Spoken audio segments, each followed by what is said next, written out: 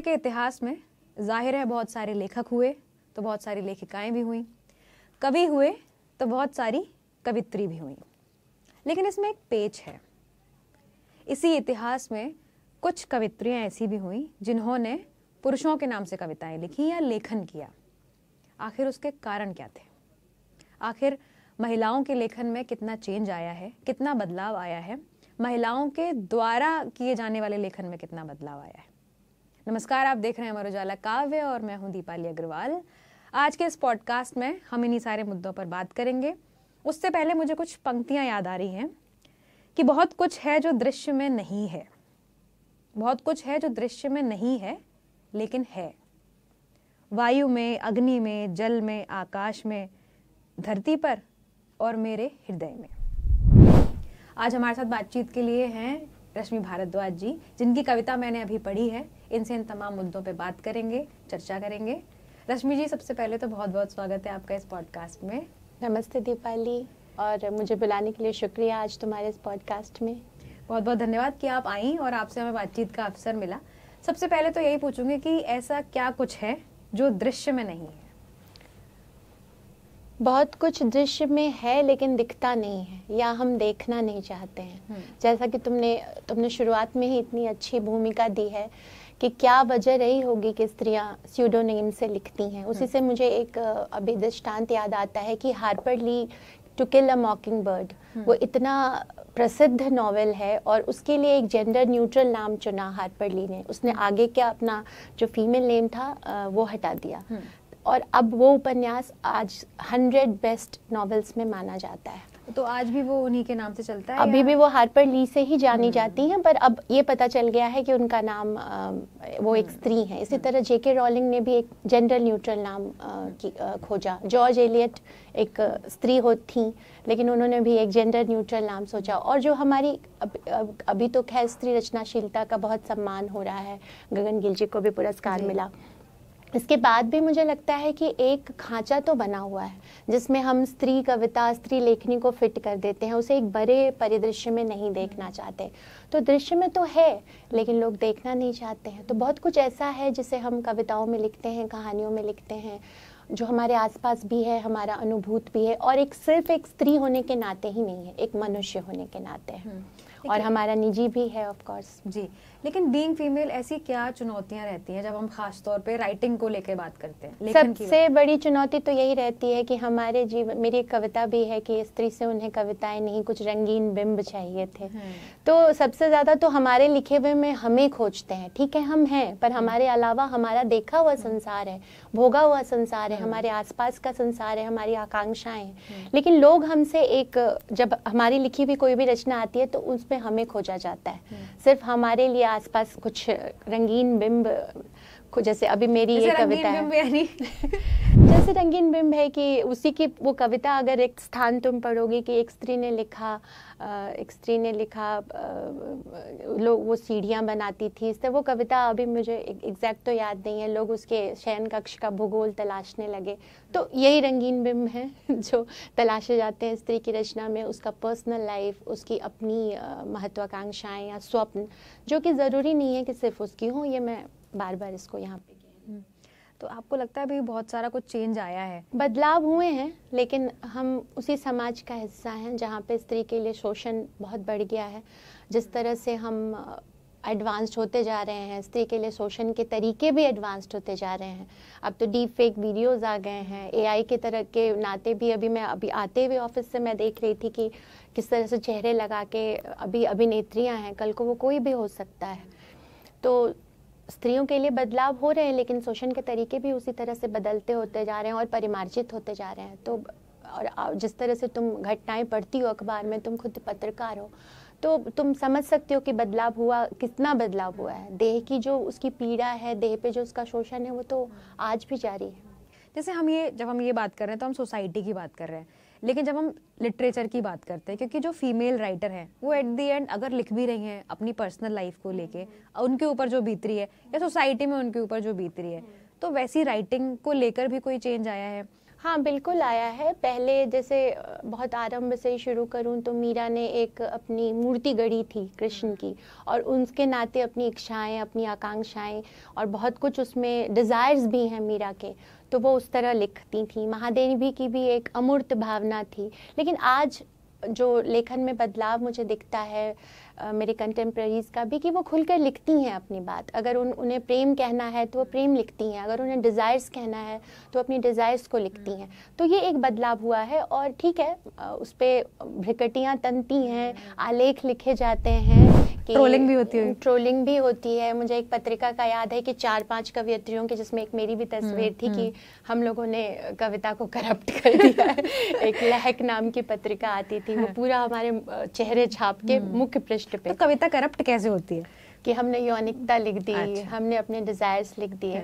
तो इस तरह से देखो, लेकिन लिखी जा रही है। इसके बाद भी कवियत्रियाँ, लेखिकाएं लिख रही हैं और बिना किसी डर के लिख रही हैं। ये बदलाव आया है, और ये आगे अभी और बढ़ेगा। क्योंकि सबसे एक होता है ना कि कलम पे गुडविल जो था कवियत्रियों के, लेखिकाओं के, कि भाई हम ये कैसे लिखें, हम परिवार से हमारा जजमेंट होगा, दोस्त से होगा, समाज से होगा। अभी भी होता है, अभी भी कई चीजें लिखते लिखते हम लोग भी मिटाते हैं। लेकिन ये टूट रहा है, ये वर्जनाएं धीरे धीरे टूट रही हैं। पर ट्रोलिंग का कहीं ना कहीं वो डर तो रहता होगा कि अभी या एक दिमाग में सबकॉन्शियसली आपके रहता है कि अगर ये बात लिखी तो लोग क्या कहेंगे। और जो भी हमारा परिदृश्य भी कुछ इस तरह का हो गया है ना, धार्मिक और राजनीतिक परिदृश्य भी इस तरह का हो गया है कि ये चीज़ बढ़ गई है। क्योंकि हमारे सामने एक अच्छी स्त्री की छवि अब गढ़ी जाने लगी है, तो जाहिर सी है जो लिखती हुई स्त्री है, जो खुलकर लिख रही है, जो वर्जनाएं तोड़ रही है, तो वो तो वैम्प बनेगी समाज के लिए। तो आपको ऐसा नहीं लगता कि थोड़ी सी कविताओं को, मतलब इस तरह की कविताओं को ना लिखूं, या समाज को ध्यान में रख के लिखूं, या लोग ये कहेंगे तो उससे बेटर है कि लिखो ही मत? लिखो मत से मतलब कि इस तरह का कुछ मतलब नहीं। देखो, कुछ भी सायास नहीं लिखा जाता है। हमारी देह है, अगर हम उस देह में कुछ भोग रहे हैं, हमारा मासिक होता है या हम गर्भ है हमारे अंदर, तो अगर हम उसी पीड़ा को लिख रहे हैं। अनामिका ने एक ब्रेस्ट कैंसर पे कविता लिखी थी, उसके लिए उनकी ट्रोलिंग की गई, पर ये तो पार्ट है ना, ये तो अंग है शरीर का, ये तो उसकी पीड़ा है, तो वो उस पीड़ा को क्यों ना लिखे। जब वही एक पुरुष लिखता है तो वो बहुत महान उसकी छवि बना दी जाती है कि भाई वो दर्द स्त्री का देख रहा है, उसकी पीड़ा को अभिव्यक्त कर रहा है। जब स्त्री खुद अपनी पीड़ा को लिख रही है तो फिर उसकी ट्रोलिंग क्यों हो रही है? अच्छा, आपकी कौन सी कविताओं की सबसे ज्यादा ट्रोलिंग हुई है? मैं तो बहुत सारी एक पिता पे कविता लिखी थी मैंने, वह तुम ही हो पिता, उस पे मेरी बहुत जबरदस्त ट्रोलिंग फेसबुक पे हुई। चलता रहता है तो आप कैसे डील करते हो फिर इन सबसे? मैं शुरुआत में, देखो आरंभ में जब आप होते हो तो आप परेशान होते हो, पर धीरे धीरे मुझे लगता है कि मुझे लिखना है, और मेरे कलम पे कोई दबाव मैं नहीं झेल सकती। मैं लिखूंगी, क्योंकि इस लिखने की जो स्वतंत्रता है, इसे मैंने बहुत मुश्किल से अर्जित की है, और मेरे जीवन का ध्येय है कि मैं लिखूं, क्योंकि यही मेरे होने को मायने देता है। तो अब मुझे कोई नहीं बताएगा कि मैं क्या लिखूं। जो कुछ भी मेरे अंदर से उभर के आएगा, या जो कुछ भी मैं देखूंगी अपने समाज में, वो मैं लिखूंगी, उससे मुझे कोई मना नहीं कर सकता। ये तो आपने खैर बहुत अच्छी और बहुत साहसिक बात है ये, लेकिन कभी ऐसा नहीं लगता कि एक बड़ा तबका या पाठक वर्ग, क्योंकि हम जिस तरह के परिवेश और जिस तरह की परंपरा से आते हैं, वहाँ पे बहुत सारी ऐसी चीज़ें हैं, अगर रूढ़ियों को तोड़कर लिखी जाए या परंपराओं से अलग, तो लोग उसको एक्सेप्ट नहीं करते। तो ऐसा नहीं लगता कि यार ये पाठक चले जाएंगे, किताबें थोड़ी कम बिकेंगी? देखो, पाठक ज़रूरी हैं, लेकिन पाठक को सोच के लिखने लगेंगे तो फिर वो मुझे लगता है कि बहुत वो मेरा लेखन नहीं रह जाएगा, मेरे अंदर की आवाज़ नहीं रह जाएगी, और मुझे लगेगा कि मैं बहुत कमर्शियलाइज्ड हो गई हूँ। ये तब मैं कह रही हूँ कि मैं फेसबुक पे हूँ, फेसबुक से मुझे पहचान मिली है, सोशल मीडिया ने मुझे एक प्लेटफॉर्म दिया है, किसी संपादक, किसी पत्रिका ने मुझे वो पहचान नहीं दी जो मुझे सोशल मीडिया ने दी है। इसके बावजूद मैं पाठक वर्ग के दबाव में नहीं लिख सकती। लिखूंगी तो मैं वही जो मुझे लिखना पढ़ना है तो पढ़ो नहीं। हाँ, अगर आपको आप उस पर संवाद कर सकते हैं, आप उस पर मुझ पे अपना संदेश पहुंचा सकते हैं, नकारात्मक नहीं, मतलब इसलिए नहीं कि आप मेरी चीचा लेदर करके करें। अगर आपको लगता है कि ये कहीं ना कहीं आपके माइंडसेट से अलग है, या फिर, लेकिन लेखक का काम ही क्या है? वही तो दिखाना है जो आप नहीं देख पा रहे हैं। क्योंकि आप एक जो आम पाठक है, जो लेखक नहीं है, या जिसका किताबों से ज़्यादा वास्ता नहीं है, जो रूटीन जिंदगी जीता है, मध्यम वर्ग है, हम अमूमन मध्यम वर्ग के लिखते हैं, तो उसका जीवन एक ढर्रे पे चला जा रहा है। वो सुबह उठता है, हम लोग भी उसमें शामिल हैं, ऑफिस जाते हैं, शाम में घर आते हैं, लेकिन बहुत कुछ ऐसा तो है जो उसे वो नहीं देख पाता है। तो हमारा क्या काम है कि हम वही तो उसे दिखाएं। तो अगर हमने उसे एक पर्सपेक्टिव दिया सोचने का, हमने उसे एक और तरीका दिया कि देखो इस तरह से भी सोच के देखो, ये भी हो सकता है, तो मुझे लगता है कि ये तो हम मदद ही कर रहे हैं उनकी। उसको लेकिन उसका उल्टा वो तो एकदम उल्टे तरीके से उसको ले ले। हाँ, ये तो देखो, ये पाठक के ऊपर है। कोई भी कविता, कोई भी रचना ओपन एंडेड होती है। लेखक जिस तरह से उसको लिखता है, जरूरी नहीं है कि पाठक उसको उस तरह से ही ग्रहण करे। तो ये चलता रहेगा मेरे ख्याल से। ये भी एक संवाद का जरूरी हिस्सा है कि हम लिखें, कोई उसे पढ़े, उसे अपने हिसाब से ले, और जिसकी नेगेटिव माइंडसेट है वो ट्रोलिंग करे। और अच्छा, सोशल मीडिया की आप बात करें, देखिए आप सोशल मीडिया ने बहुत हेल्प भी की है। बिल्कुल। तो सोशल मीडिया ने कैसे हेल्प की आपकी राइटिंग में? देखो, जब नया लिखना शुरू किया था सोशल मीडिया पे, जब फेसबुक पर अकाउंट बनाया था तो ब्लॉग बनाया, उस पे लिखना शुरू किया। अच्छा, आप ब्लॉग के टाइम से? हाँ, पहले ब्लॉग से शुरुआत की थी? तो पहले पत्रिकाओं से मैं नहीं आई हूँ। पत्रिकाओं में तो मैंने बाद में छपना शुरू किया। 2016 में मुझे किसी ने कहा कि सिर्फ फेसबुक पे और ब्लॉग पे लिखने पे नहीं होगा। आपने पत्रिकाओं का संपादन भी किया है? हाँ, मैंने किया है, पर ये जो मेन स्ट्रीम हिंदी साहित्य का रास्ता है, ये मैंने बाद में पकड़ा है। पहले तो सोशल मीडिया पे मेरे पाठक बने, लोगों ने मुझे पढ़ा, सराहा, कहा आप अच्छा लिखती हो। खुश है मेन स्ट्रीम साहित्य में? मेन स्ट्रीम क्या होता है? क्योंकि अब तो मुझे लगता है कि ये भी इस तरह के विभाजन भी हमें अब बंद करने चाहिए। मेन स्ट्रीम तो वही है ना, जो पत्रिकाओं का रास्ता है, जो मुझे समझ में आता है कि जो पत्रिकाओं में छप के, जैसे मेरे ही कितने कंटेम्प्रेरी हैं, वो सीधे सीधे पत्रिकाओं के माध्यम से उनका यहाँ पे हुआ, या विश्वविद्यालय के माध्यम से कि उनकी पूरी एक वहाँ पे कम्युनिटी होती है वहाँ से। तो हम तो दोनों में से किसी रास्ते से नहीं आए। तो मैं तो खुद को कहूँगी कि सोशल मीडिया ने मुझे वो मंच दिया, पाठक दिए, और आज भी सोशल मीडिया ही मुझे वो मंच दे रहा है। ये अलग बात है कि पत्रिकाओं में भी है, ज्ञान नवलेखन अनुशंसा पुरस्कार से मेरी किताब आई, लेकिन इसके बावजूद पाठक तो रोज नए जुड़ते हैं। और जो जहाँ तक ट्रोलिंग की बात तुमने की, तो बहुत ऐसे पाठक भी होते हैं जो मुझे पर्सनल संदेश भी भेजते हैं कि इसमें मुझे अपनी बात लग रही है। वहाँ तो लिखते ही हैं, तो ऐसा नहीं है कि सिर्फ नेगेटिव फीडबैक मिलते हैं, पॉजिटिव ज्यादा मिलते हैं। अच्छा, तो वो ज्यादा, तो फिर तो ट्रोलिंग कोई मायने नहीं रखती। ट्रोलिंग वैसे भी कोई मायने नहीं रखती अब, क्योंकि मुझे लगता है कि वो भी ध्यानाकर्षण का एक तरीका है उनका अपने ऊपर। हाँ, वो मुझे यही लगता है कि क्या पता वो चाह रहे और रश्मि हमारा कमेंट लाइक कर। नहीं, अब मुझे सच में इसकी चिंता नहीं रह गई है, क्योंकि मुझे लगता है कि ये स्वतंत्रता मैंने बहुत मुश्किल से अर्जित की है लिखने की, अपने हिसाब से लिखने की, तो इसे तो मैं किसी भी कीमत पे नहीं गवाऊंगी। ये तो खैर होना भी चाहिए। बाकी जब हम पत्रिकाओं की बात कर रहे हैं, तो आपने एक डिजिटल पत्रिका का भी संपादन जी, अभी भी है वो मेरी पत्रिका, मेराकी जी। तो डिजिटल पत्रिका और जो फिजिकल फॉर्म में जो पत्रिकाएं आ रही हैं, उसमें कोई फर्क है? और ऐसा लगता है कि कोई गंभीरता कम हो जाएगी जब हम डिजिटली किसी चीज की बात कर रहे हैं और फिजिकल? एक लोगों का माइंडसेट रहता है ना किसी, देखो डिजिटल रीच तो ज़्यादा रीच है। और जो अभी भी, लेकिन जो हिंदी साहित्य के पाठक हैं वो बहुत दूर दराज के गाँव में भी हैं, बिहार जैसी जगह पे हैं, तो वो डिजिटल उतना नहीं पढ़ पाते। उनके लिए अभी भी पत्रिका ज़रूरी है।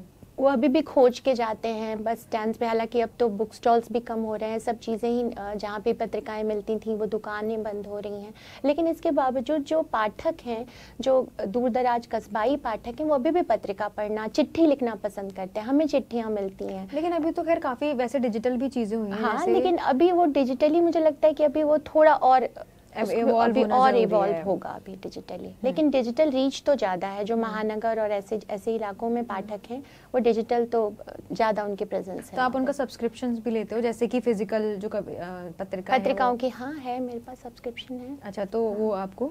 हाँ, पत्रिकाएं आती हैं। कृति बहुमत में मेरा एक अनुवाद पर लगातार आ भी रहा है, और उस पर भी वो संपादक बताते हैं कि काफ़ी उनको चिट्ठियाँ आती हैं, तो इसका मतलब वो पत्रिका पढ़ी जा रही है। और मैंने उसे कहीं डिजिटली नहीं दिया उन अनुवादों को अब तक। जी, तो आप जब अनुवादों की बात करें तो आपने बहुत सारे अनुवाद भी किए हैं। तो अनुवाद करते वक्त ऐसा लगता है कि जब हम किसी और लेखक की बात अपनी भाषा में कह रहे हैं और उसको लोगों तक पहुंचा रहे हैं, फिर जब हम अपना मौलिक भी लिख रहे हैं, क्योंकि आप अनुवादक भी हो, फिर आप लेखिका भी हो, तो ऐसा नहीं लगता कि कहीं ना कहीं कुछ इफेक्ट पड़ रहा है?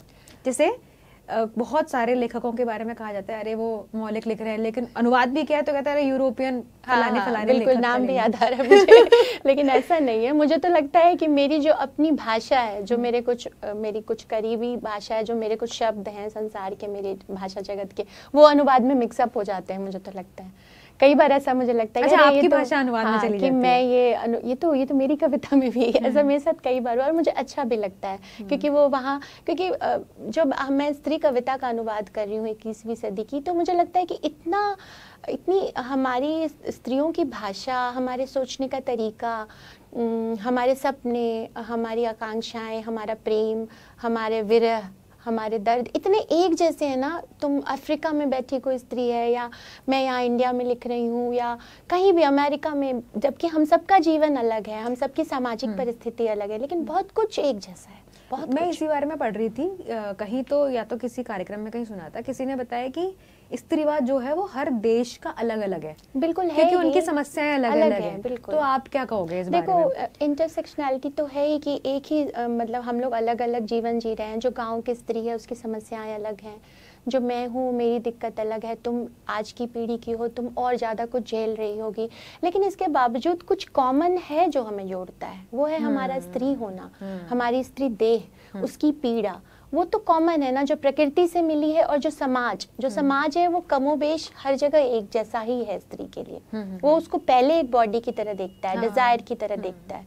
तो मतलब ये चीजें तो लगभग हर जगह है। तो यही चीजें जब कविता में आती है, या फिर स्त्री से जो एक उम्मीद पाल ली जाती है एक खास तरह की कि इसे ऐसा ही होना है, वो भी हर जगह एक ही है। अपने अपने समाज के हिसाब से हर जगह पैरामीटर्स बने हुए हैं कि स्त्री को कैसे जीना है। मतलब लोग चाहते होंगे कि ये हमारे हिसाब से ही चले, बिल्कुल समाज के हिसाब से चले, परिवार के हिसाब से चले। अच्छा, हम अनुवाद की बात कर रहे थे, तो जैसे मुझे ऐसा शायद पर्सनली मैंने कभी किया नहीं है किसी का, कुछ एक आध दो कविताओं की कोशिश की, मैंने पढ़े हैं तुम्हारे अनुवाद शायद। हाँ, शिव कुमार बटालवी के कभी थोड़ी बहुत कोशिश की थी। तो अनुवाद के साथ ये होता है कि जब हम गद्य का अनुवाद कर रहे हैं तब तो, क्योंकि आप एक लय में पढ़ रहे हो तो कुछ कर सकते हो, थोड़ा ईजी है।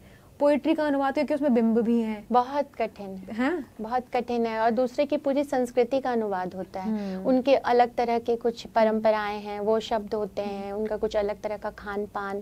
तो ऐसे आप चलते फिरते तो नहीं कर सकते, श्रम साध्य। अच्छा, तो कवि का अनुवाद, मतलब किसी कवि या कवित्री का अनुवाद करने के लिए आपको खुद भी कवि होना चाहिए, क्योंकि शायद बिंब इजी, अनुवाद की सुंदरता तो बढ़ जाती है। तो आप जब आप कविताओं का भी अनुवाद करते हो, हाँ, तो फिर आप मुझे कविताओं के अनुवाद में ज्यादा मजा आता है। हाँ। मुझे लगता है एक्चुअली ना एक तरफ सी होती है, जब मैं नहीं लिख रही होती हूँ तो मुझे लगता है मैं अच्छी अच्छी कविताएं पढ़ूं। कहते हैं ना कि जब मैं नहीं लिख रही हूँ तो मैं पढ़ लूँ। हाँ, मैं पढ़ लूँ। तो वो जब कोई बहुत अच्छी कविता पढ़ते हो, अरे मैं इसको कुछ अनुवाद कर दूं, तो अनुवाद करने से क्या लगता है कि आप जुड़ गए, आप कनेक्ट हो गए, ये मेरी भाषा में भी आ गई कविता। इसी से मैंने 21वीं सदी की स्त्री कविता, क्योंकि मुझे लगता है कि एक जो सांत्वना चाहिए होती है, मुझे जो एक स्केप भी चाहिए होता है, एक तरह से सुकून भी चाहिए होता है, वो मुझे कविताओं के पास ही मिलता है। तो चाहे पढ़ के या लिख के, क्योंकि गद्य भी लिखा है, आलेख भी लिखा है, उपन्यास भी लिखा है, लेकिन कविताएं जो देती है ना वो कहीं और नहीं मिल पाता। तो आपको ऐसा लगता है कि जो अभी की यूथ है, इनको लिखने की बहुत जल्दी है लेकिन पढ़ने की उतनी जल्दी नहीं है? हाँ, पढ़ते कम हैं और बहुत चौंकाने वाले अजीबोगरीब बिंब भी आ जाते हैं, जो आजकल के जो तुम्हारे पेजेस हैं उस पर मैं पढ़ती हूँ तो कभी कभी मुझे लगता है कि ये कुछ बहुत ज़्यादा हो गया, ऐसा भी नहीं होना चाहिए। मतलब चौंकाने के चक्कर में वो कविता थोड़ी सी कटवी से उतर जाती है। बिल्कुल। तो साहित्यिक पत्रकारिता को बाजार की ज़रूरत है, ये आपके एक स्टेटमेंट में मैंने पढ़ा था। तो बाजार की जरूरत क्यों है साहित्यिक पत्रकारिता? बाजार की जरूरत लेखकों को भी है, लेकिन हम ये मानना नहीं चाहते हैं। हम लेखकों को क्या जरूरत है बाजार की सिवाय बिकने के? मतलब किताब वो बेचेंगे, हम कागज इस्तेमाल कर रहे हैं, हम पेड़ काट रहे हैं। पूरा एक प्रकाशन विभाग में मैं काम कर चुकी हूँ, 50 लोग आपकी किताब पे काम करते हैं और आप अपने अहंकार में उस किताब का प्रचार भी नहीं करते। आप उसके बारे में 2 पंक्तियां लिखने में तो आप छपवा ही क्यों रहे हो? तो वो अहंकार है, मतलब आप उसको अहंकार मानते हो या ये मानते हो ये व्यक्ति बिल्कुल ऐसी अवस्था में है, आध्यात्मिक अवस्था में? नहीं, अगर आध्यात्मिक अवस्था में होगा तो वो डायरी में लिखेगा, उसको लिखने की फिर और छपवाने की छपाएगा ज़रूरत ही, नहीं है।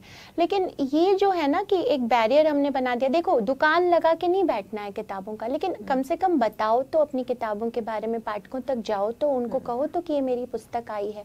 फिर उन पे है, अगर उन्हें अच्छा लगेगा तो लेंगे। और हिंदी से दूर हो रहा है आज का युवा वर्ग, तो हम लेखकों का ये भी कर्तव्य तो है कि हम उन्हें जोड़ें। तो ये एक है कि हम क्यों नहीं पहुंचे बाजार तक।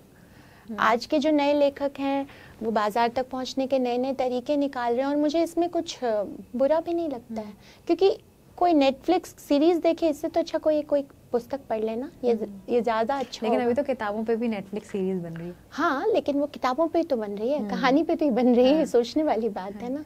तो ये आपको लगता है कि बाजार के तरीकों को अपनाना, मतलब बाजार के हिसाब से चलना एक राइटर के लिए ठीक है? क्योंकि देखिए, जब किताब छपेगी फिर वो बाजार को अंतर है, बाजार के हिसाब से नहीं चलना है। बाजार के हिसाब से जब हम चलने लगेंगे तो हम फिर वही बात है कि हम वही लिखेंगे जो बाजार हमसे चाहेगा।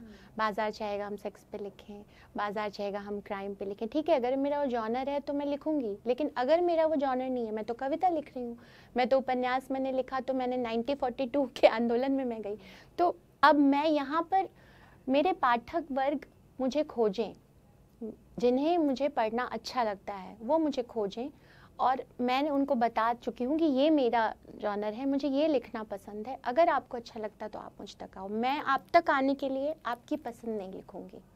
पर बिकने की ख्वाहिश तो फिर रहेगी कि ये किताबें अगर लिख रही हूँ तो फिर पाठक की ख्वाहिश रहेगी, बिकने की नहीं। पाठक की ख्वाहिश रहेगी कि पाठक तक पहुंचूं, लेकिन वो पाठक अगर मेरे मन का ही नहीं है, अगर उसे वो पढ़ना है जो मैं नहीं लिख रही हूँ, तो फिर मुझे मेरी कविता के अगर मुझे 10 अच्छे पाठक मिल जाए, मेरे उपन्यास के अगर मुझे 10 अच्छे पाठक मिल जाए, तो मैं उससे भी खुश हो जाऊंगी। खैर, अच्छा, मैं अपने मतलब की बात कर लेती हूँ, साहित्यिक पत्रकारिता की जो हम बात कर रहे थे, तो साहित्यिक पत्रकारिता में बाजार, क्योंकि आपने भी पत्रकारिता की हुई है तो आप इसको और अच्छे से भी बता पाएंगे कि साहित्यिक पत्रकारिता में फिर बाजार की जरूरत कहाँ पे है। बहुत सारे इवेंट्स ऐसे हैं जहाँ ऐसे लोग बुलाए जा रहे हैं जिनका साहित्य से संबंध नहीं है। हाँ, तो ये हाँ, और वो इन्फ्लुएंसर की तरह बुलाए जा रहे हैं, क्योंकि उन्हें भी पता है कि साहित्यकार को देखने को लोग कम आते हैं, और ये क्यों है, ये छवि बदल और अभिनेत्री को देखने ज्यादा आते हैं। हाँ। तो सिर्फ साहित्य से नहीं चल रहा है उनके हिसाब से। हालांकि ऐसा नहीं है, जयपुर लिटरेचर फेस्टिवल में कौन से साहित्यकार बुलाए जा रहे हैं, कौन से अभिनेता या अभिनेत्री, और पूरे विश्व में वो फेमस है। मुझे लगता है साहित्य पे भरोसा किए जाने की जरूरत है यहाँ पे। तो वो हो क्यों नहीं रहा, यही एक सवाल है। आप उनसे पूछो जो साहित्य को बाजार में मिक्स कर रहे हैं, और बाजार में मिक्स, हम सब बाजार में बैठे हुए हैं, लेकिन बाजार की शर्तों पे पूरी तरह से उतर जाना, हमें बाजार को अपनी शर्तों पे उतारना है, और ये बहुत डिफिकल्ट है, लेकिन इतना भी नहीं है। नहीं, मेरा मतलब कि लोग साहित्य से वैसे कनेक्ट क्यों नहीं हो रहे, अगर क्योंकि उन्हीं की बात की जा रही है। जब साहित्यिक कोई व्यक्ति है तो वो तो समाज की बात कर रहा है, सोसाइटी की बात कर रहा है। आप अगर लिख रहे हो तो आप एक लड़की, एक स्त्री, एक महिला की बात कर रहे हो, तो वहाँ पे उन लोगों को तो जुड़ना चाहिए वहाँ आके। तो वो जो ब्रिज है वो बिल्ड क्यों नहीं हो रहा? ये हिंदी में होगा, समय लगेगा, लेकिन विश्व साहित्य में तो ये हो चुका है। दीपाली, आप देखो 100 Years of Solitude पे तो नेटफ्लिक्स सीरीज बन गई, और उससे अच्छा उत्कृष्ट साहित्य कहाँ हो? तो हो तो रहा है ये, लेकिन ये विश्व साहित्य में हो रहा है। हम अब चैलेंज है कि हम हिंदी को वहाँ कैसे लेके जाएं, किस तरह लेके जाएं, ये जरूरी है। और इसके लिए सिर्फ एक लेखक का काम नहीं है, ये प्रकाशक का काम है, ये वितरक का काम है, ये जो भी ये इस तरह से लिटरेचर फेस्टिवल्स करवा रहे हैं, जो उनका भी ये काम है कि वो साहित्य को ज्यादा प्रमोट करें, वो साहित्य के चेहरे बनाएं, जो लोगों को, जिनकी बातें लोगों तक पहुंचे। कुछ यूथ कनेक्टिंग भी ऐसा है कि यूथ कनेक्टिंग नहीं हो रही है कोई चीज? हाँ, यूथ भी मुझे लगता है कि बहुत अच्छे साहित्य से दूर है, उसको भी थोड़ी मेहनत करनी पड़ेगी। मुझे लगता है कि यहाँ सिर्फ लेखक ही मेहनत क्यों करे, थोड़ी मेहनत तो पाठक भी करे। लेकिन पाठक तक तो पहुँचना ही पड़ेगा पहले। तो पाठक जिसके अंदर तरफ होगी ना, पढ़ने की भूख होगी, वो तो खोजेगा ना अच्छी चीजें। जैसे मैं खोजती हूँ ना जैसे शायद पाकिस्तान की बात है ना कि वहाँ पे कोई बुक फेयर हुआ था, वहाँ पे लोगों ने किताबों से ज्यादा खाना खा लिया। सही है, यहाँ भी पुस्तक मेले में तो सुनते हैं छोले भटूरे ज्यादा बिकते हैं। तो यही है। हालांकि दिल्ली वाले में तो काफी भीड़ भी रहती है, लोग काफी भीड़ रहती है और अच्छा लगता है। और देखो वहाँ तो किताबें बिकती भी हैं। प्रकाशक अपना दिखाते हैं बाद में कि उनकी काफी किताबें बिकी हैं, साहित्य की किताबें हैं वो। तो ऐसा नहीं है, मुझे लगता है पिक्चर इनकम्प्लीट भी है, बिक तो रही है किताबें साहित्य की भी। खैर और आगे बिकती रहे, बिकती रहेंगी। इसी के लिए इच्छाएं हैं। बिल्कुल। अच्छा, हम महिलाओं के मुद्दे पे वापस आते हैं कि आपको लग रहा है कि इतिहास से, मतलब पुराने समय से आज तक महिलाओं के लेखन में जो महिलाएं लिख रही हैं उनमें कुछ मुद्दे बदले हैं या जो समस्या है वो अभी तक वही चली आ रही है? नहीं, मुद्दे तो बदले हैं। अब तो हम सबकी जिंदगी में एक तरह से अस्थायित्व भी आ गया है। स्त्रियों ने अपनी अस्थायित्व आ गया है। अस्थायित्व, इंस्टेबिलिटी, क्या है कि स्त्रियों ने अपना स्पेस क्लेम कर दिया। क्या वो गलत है? लेकिन समाज तो तैयार नहीं था, परिवार तो तैयार नहीं था, तो उसकी सजा स्त्री को मिलनी शुरू हो गई है अलग अलग हिस्सों में, अलग अलग तरीकों से। जॉब में भी अलग अलग तरीकों से उसको ये बताया जाता है कि ये ज़्यादा बोलना गलत है, अपना स्पेस क्लेम करना। अति महत्वाकांक्षी स्त्रियां एक टर्म बना दिया जाता है, जबकि वो तो वही क्लेम कर रही है जो उसके हिस्से का है, जो उसकी प्रतिभा का है। तो यहाँ पे दिक्कत आ रही है कि स्त्री तो आगे बढ़ गई है, पर समाज उसको पीछे खींचने में जो उसको उसमें जो उसके जमीन हिल गई है ना पैरों की, ये दिक्कत है। इंस्टेबिलिटी बढ़ गई है स्त्रियों के जीवन, इन मुझे लगता है मनुष्यों के जीवन में बढ़ गई है, लेकिन जो एक दमित वर्ग था उसके जीवन में वो और बढ़ गया है। तो आपको नहीं लगता कि ये ठीक भी है अगर महिलाओं को थोड़ा सा झेलना पड़ रहा है, वो है, लेकिन अगर वो अपना एक स्पेस क्रिएट कर रही हैं तो इट इज ओके। जो देखो हमारी माएँ थी, हमारी माओं की माएँ थी, उन्होंने सोचा होगा, उन्होंने उतनी हिम्मत नहीं की। हम लोग थोड़ा आगे बढ़ गए, हमें भले ही वो इंस्टेबिलिटी मिली लाइफ में, हमें बहुत तरह की दिक्कतें झेलनी पड़ रही हैं, चुनौतियां हैं, बहुत कुछ ऐसा है जो हम चाहते हैं पर हमारे हिसाब से इसलिए नहीं हो पा रहा है क्योंकि हमने वो स्पेस क्लेम कर दिया। लेकिन अब मुझे लगता है बाद वाली पीढ़ी के लिए तो और वो आसान हो जाएगा ना, धीरे धीरे तो वो स्पेस पे चलना, उनकी जमीन वापस शायद उन्हें मिल जाएगी जो हमारे पैरों से डगमग हो गई है आज के समय में। तो आपके लाइफ के बहुत सारे ऐसे कोई एस्पेक्ट्स हैं जिनका आपके राइटिंग पे इफेक्ट पड़ा है या उसने उनको मोल्ड किया है या कोई एक दिशा दी है? देखो मैं बहुत मतलब बीइंग फीमेल ऐसी कौन सी चीजें तमाम, मैं एक छोटे शहर से हूँ, बिहार के सामंती परिवार से, तो वहाँ पे लिखना ही अपने आप में एक बहुत बड़ी चुनौती थी, और फिर लिखना भी है तो बहुत सोच समझ के लिखना है, मतलब कुछ लिमिटेड मुद्दों पे। तो वो लोग आपको बोलते नहीं है भी जैसे इस तरह के मुद्दे जब वो पढ़ते होंगे आपको? बोलते हैं बिल्कुल बोलते हैं, लेकिन अच्छा भी है कि मेरी माँ भी मुझे कभी कभी फोन करके बोलती है कि अब तुम मेरा जीवन लिखो। तो देखो ये बोलती हैं। हाँ, ये बिल्कुल ये बदलाव आया है कि मेरी माँ मुझे कहती है कि तुम्हें मेरा जीवन लिखना है। तो ऐसा नहीं है कि दिक्कतें तो हैं, लेकिन उन्हीं दिक्कतों से रास्ता भी निकलता है। जो आप जिनके लिए लिखते हो, आप जिनकी आवाज़ बनते हो, वो आपसे आके कहते हैं कि ये हम कहना चाहते थे, आपने कहा। कई कार्यक्रमों के बाद मुझसे स्त्रियां आकर मिल के गई हैं कि आपने जो बात कही है मुझे बहुत हिम्मत मिली है, मैं ये कहना चाहती थी, मैं कह नहीं पाई। तो मुझे लगता है कहीं सार्थक हुआ जिस वजह से हम लिख रहे हैं, पर्पस जो है। ये तो अच्छा है। मैं तो चाहूंगी कि आप और भी ऐसे मुद्दे उठाते रहें। अच्छा, लेकिन कुछ मुद्दे ऐसे भी हैं क्या जो आपको लगता है कि स्त्रियों के जीवन में अगर हम ये वाले मुद्दे बाद में उठाएं, पहले ये वाले मुद्दे उठाएं? बहुत सारे मुद्दे हो सकते हैं जिनमें से आपको लगता है कि नहीं इस तरह के मुद्दे बाद में भी उठाए जा सकते हैं। सबसे जरूरी जैसे ऑर्गेज्म का जो मुद्दा है, देखो उसके खिलाफ तो मैंने लेख लिखा था। मानसिक ऑर्गेज्म की बात लिखी थी जिस पे फिर मेरी ट्रोलिंग हुई और स्त्रियों ने की, लड़कियों ने की, आजकल की लड़कियों ने की कि भाई मैडम कहाँ है, इनको मेंटल ऑर्गेज्म बता दो। मानसिक ऑर्गेज्म की जो मैं बात कर रही थी वो मैं कह रही थी शिक्षा।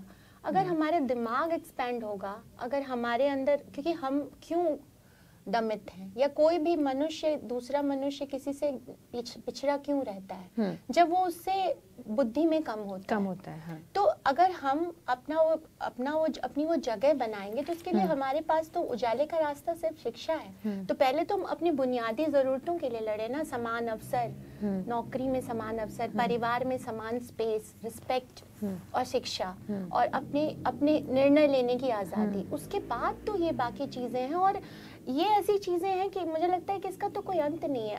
हम स्त्रियों की बात कर रहे हैं, मुझे नहीं लगता कि पुरुष भी पूरी तरह से इस तरह का जीवन जी रहे हैं जहाँ पूरी अनार्की है, या जहाँ से भी मन किया ऑर्गेज्म। मैंने ये वाले क्वेश्चन भी लिखे हैं। बिल्कुल, पुरुषों के लिए भी लिखा है मैंने। अच्छा, पूछो।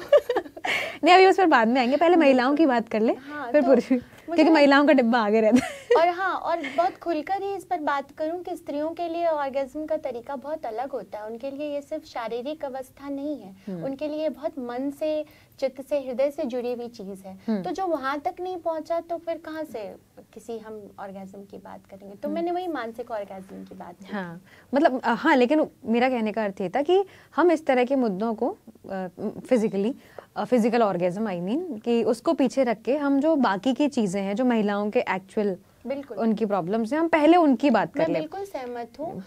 इस पर भी मैंने कई बार लिखा है कि मैं जो करूँगी, मैंने यहाँ तक का रास्ता अपने लिए बनाया है, तो मैं चाहती हूँ कि मेरे पीछे से कोई लड़की अगर आए बिहार से उठ के, तो उसको मेरा उदाहरण दे के ये ना कहा जाए कि देखो वो वहाँ क्या कर रही है, तुम्हें भी वहीं करना है। उसका इस महानगर में आके अपनी एक ज़मीन तैयार करना मेरे उदाहरण से आसान हो जाए, कमज़ोर ना पड़े। ये मेरा दायित्व बनता है। अब इसे तुम मेरी निर्मिति कह सकती हो, लेकिन ये निर्मिति नहीं है अगर तुम सोच के देखो। क्योंकि अब तुम लापता लेडीज ही देखो, वो फिल्म मुझे इसलिए पसंद आई कि वो पढ़ने के लिए भागी। यहाँ अंतर है। हाँ। पढ़ने के लिए भागना, क्योंकि मुझे लगता है कि स्त्रियों को पहले अपनी जमीन मजबूत करनी चाहिए, बाकी सब चीजें उसके बाद आती हैं। और वो ऐसे सनसनी वाले मुद्दों से नहीं आएगी। हाँ। उसके अच्छा, लिए मुझे ना एक बात याद आ गई अमृता प्रीतम की। वो कहते हैं कि स्त्रियां तो खुद डूबने के लिए तैयार रहती हैं अगर समंदर उनके मनपसंद का हो। तो वो कह रही हैं कि मन को भा जाए तो फिर स्त्रियां इतनी करुणामयी होती हैं कि वो कुछ भी, महिलाओं के लिए कहा भी जाता है करुणामयी। तो अगर कोई स्त्री ऐसी है जिसका कुछ करने का मन नहीं है, मतलब महत्वाकांक्षी नहीं है, उसको अपने घरेलू जीवन में उसी प्रकार पति की सेवा में या बच्चों का काम करके उसको अच्छा लग रहा है, तो क्या वो ट्रोलिंग की हकदार है? बिल्कुल नहीं, बिल्कुल नहीं। फिर तो हम अपनी ही कही बातों के विपरीत चले जाएंगे ना। स्वनिर्णय का अधिकार, अगर वो स्त्री उसमें खुश है, अगर उसके सपने वहाँ हैं, तो उसे वो जीवन जीने का हक है, अधिकार है ना। लेकिन हाँ, फिर वो उसके अपने सपने हो, ऐसा ना हो कि वो घर और परिवार के में उसके अपने सपने कहीं दफन हो गए। जैसे एक एग्जाम्पल है कि किसी एक लड़की ने पोस्ट डाला कि मैंने तो गोल रोटी बना ली, उस पर उसको ट्रोल कर दिया, यार तुम यार यही सीखो, तुम कुछ और मत करो। क्यों नहीं सीखना? अपना पेट भरना तो सबको सीखना चाहिए, चाहे कि वो स्त्री हो या पुरुष, है कि नहीं? हाँ। तो मुझे लगता है कि घर के काम करना या अपने घर परिवार को संभालना, अपने बच्चों को एक अच्छा भविष्य देना, या एक अच्छी पत्नी होना, एक अच्छी माँ होना, कहीं से भी किसी को कमतर नहीं करता है। ये तो एक मनुष्य की तरह उसको पूरा करता है। हाँ, मतलब अगर उसका मन है कि वो ना करे और यही सब करे, उसको अच्छा लग रहा है, तो दैट इज ओके। मुझे नहीं लगता इसमें कोई दिक्कत है। इस तरह की तो बात उठनी भी नहीं चाहिए। अगर कुछ लोग इस तरह से कंपेयर करते हैं, हाँ, तो ये गलत है। क्योंकि अगर उसके खुद के सपने हैं कि वो एक शादीशुदा अच्छा जीवन जी के और इस तरह से कुछ ना करे। दीपाली, जिस तरह से मैंने इंस्टेबिलिटी की बात की, जिस तरह से हमारा समाज टूट रहा है, तुम नई जनरेशन हो, रिश्ते जैसे टूट रहे हैं, जिस तरह एक दूसरे पे अविश्वास बढ़ रहा है, घर की तो बहुत जरूरत है। और घर को बनाए रखने के लिए तो स्त्री और पुरुष दोनों को ही मेहनत करनी पड़ेगी। अच्छा, तो ये तो कुछ ऐसे मुद्दे हो गए जिन पर हम बात करें। जॉर्ज एलियट का हमने शुरुआत में आपने नाम लिया था, तो वो एक पुरुष के नाम से लिखा करती थी, क्योंकि उनका ये कहना था कि महिलाओं की बातों को सीरियसली ही नहीं लिया जा रहा है। अभी भी ऐसा आपको लगता है? तक है अभी भी ऐसा। तुम देखो, आलोचना के मंच देखो, आलोचना की पत्रिकाएं देखो, स्त्रियां सिरे से गायब दिखेंगे तुम्हें। मतलब वो करती नहीं है या नहीं, उनको इतनी तरजीह ही नहीं दी जा रही है अभी भी। मैंने तो कई ऐसी पत्रिकाओं में सिरे से नाम देखे कि मुझे एक दो स्त्री नाम दिखे तो अंत में एक दो चलताऊ नाम दिख जाते हैं जो आलोचना कर रही हैं, ऐसा? हाँ, नहीं, जिन्हें जगह दी जा रही है। एक दो नाम तो प्रतिष्ठित हो चुके हैं तो उन्हें मिल जाती है स्पेस। लेकिन जनरली मैं कह रही हूँ कि जो विचार के मंच हैं, वहाँ अभी भी स्त्रियों को नहीं दिया जाए, प्रमुखता नहीं दी जा रही है। पर अब ऐसा तो नहीं है कि वो पुरुषों के नाम से लिख रही हैं, लिख तो अब ऐसा नहीं। हाँ। लेकिन अभी भी जहाँ पे अगर उसके साथ उसका कोई कंटेम्प्रेरी पुरुष हो, तो उसके विचार और स्त्री के विचार में तराजू एक उस स्त्री का ऊपर जाएगा, पुरुष का नीचे जाएगा पलड़ा।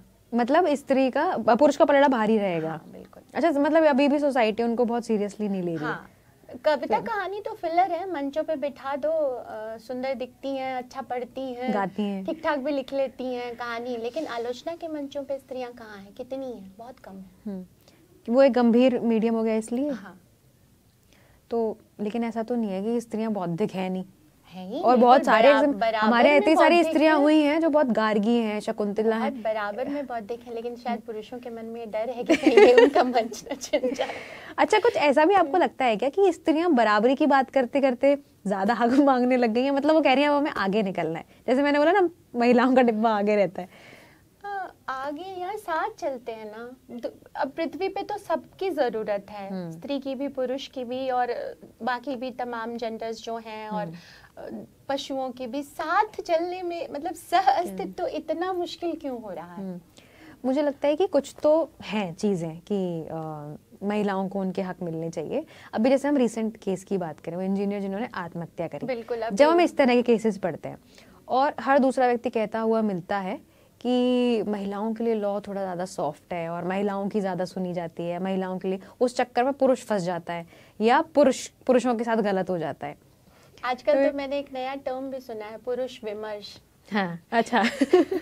लेकिन तुम देखो कि ये इंसिडेंट्स कितने कम होते हैं। हम रह तो पैट्रियार्की में रहे हैं ना, हम पुरुष सत्ता में रह रहे हैं, जैसे तो क्योंकि ये बहुत सेंसिटिव केसेस हैं। बिल्कुल। और ये एकाध केस ऐसे हो जाते हैं, लेकिन जरूरत है कि विमर्श में हम मनुष्यता की ओर बढ़ें, इंसान बनने की ओर बढ़ें, चाहे वो स्त्री हो या पुरुष। स्पेस पे अपने अधिकारों को क्लेम करना, अवसर की बात करना, ये सब कहते कहते हम अपनी मनुष्यता ना छोड़ें, हम वही ना बन जाएं जिसके विरोध में हम उठे थे, है ना। हमें किसी को सताना नहीं है, हमें किसी का हक नहीं दबाना है। ये अभी हमारे ऊपर स्त्रियों जो बढ़ रही हैं स्त्रियां, क्योंकि लगातार मैं तो लगातार ट्विटर पे ऐसे ही पोस्ट देख रही हूँ, मतलब एक्स पे ऐसे ही पोस्ट देख रही हूँ। ऐसा है कि हो रहा है, और अब थोड़ा बढ़ भी रहा है, ऐसी घटनाएं बढ़ रही हैं। लेकिन यहीं पर जिम्मेदारी, मैंने कहा, एक बार लिखा था कि हर स्वतंत्रता के पीछे एक जिम्मेदारी भी आती है। तो ये जिम्मेदारी भी अब हमें समझनी होगी। कोई भी स्वतंत्रता, स्त्री मुक्ति बिना जिम्मेदारी के नहीं हो सकती। अच्छा, पैट्रियार्की की जब आप बात कर रहे थे तो एक मुद्दा ये भी है, और एक बात कि पैट्रियार्की ना महिलाओं में भी होती है।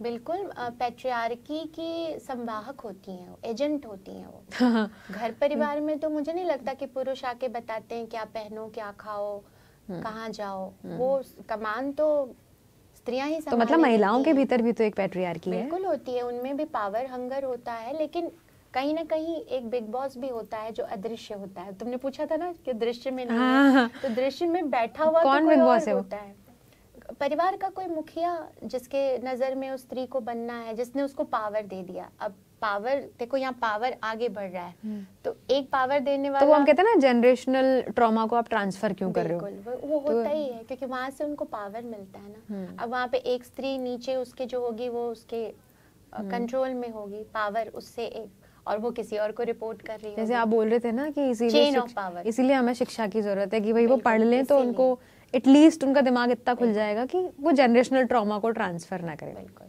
अच्छा, आपको क्या ज्यादा लिखने में मजा आता है?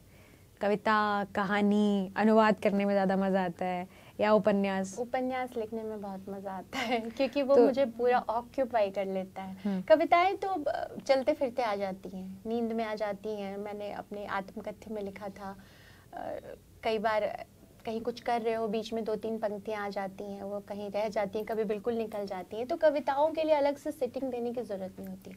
उपन्यास आपको निचोड़ता है, फील आता है आपके अंदर से कि आप कुछ राइटर है, क्या आप राइटर है? अच्छा, तो जब आप कविता लिखते हो तो नहीं लगता कि लेखक है?